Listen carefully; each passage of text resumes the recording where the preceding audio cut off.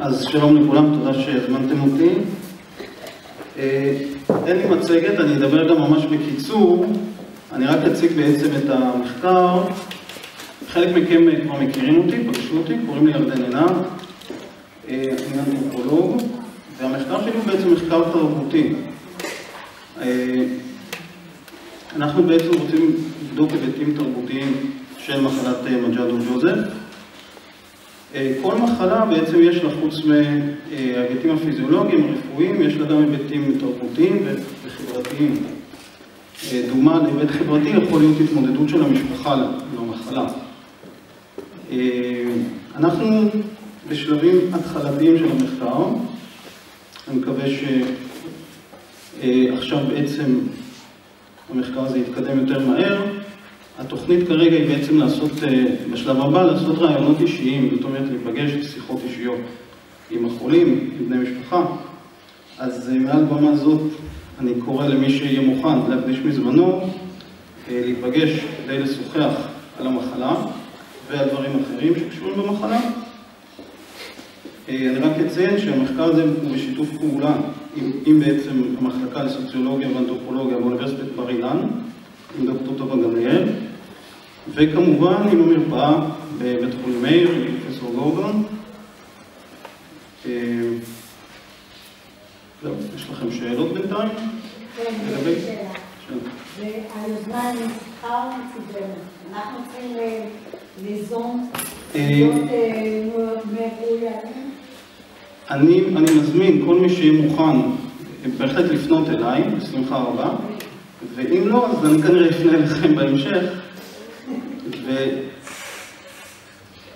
ומקווה שבאמת תמצאו זמן ותפנו את הזמן, נוכל להיפגש ולדבר. לכמה זמן זה הפגישה? הפגישה הזאת, השיחה היא בערך שעה, שעתיים, פחות או יותר זה תלוי בכם גם. ואיפה זה בבית חולים מאיר? ייתכן שזה יהיה בבית חולים מאיר, ייתכן שבעצם במקום אחר. זה מפגש אישי, אחד על אחד. או קבוצתי. אני מוכנה. אישי. ישראל, אתה לא חולה.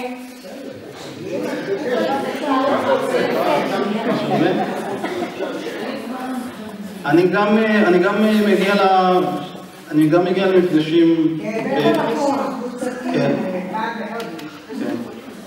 זה גם חלק מהמחקר. מקדמים אותך בשרחה.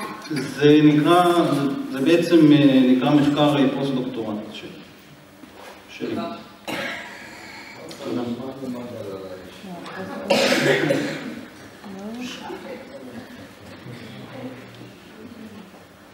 אנחנו נרכז את המתנדבים. מי שרוצה שייצור איתי קשר ויגיד שהוא מעוניין. שאלה מצוינת, כי שכחתי להגיד, הרעיון הוא שבעצם בעזרת ההבנה של ההיבט התרבותי או ההיבט החברתי של המחלה, אנחנו נוכל לעזור לרופאים המטפלים, לצוות המטפל, להבין יותר את המחלה ואיך בעצם להתמודד. איך בעצם לטפל, זאת אומרת, לתת איזה שהם כלים אולי או תובנות נוספות, בעצם לרופאים כמובן, זה באמת המטרה החשובה המרכזית.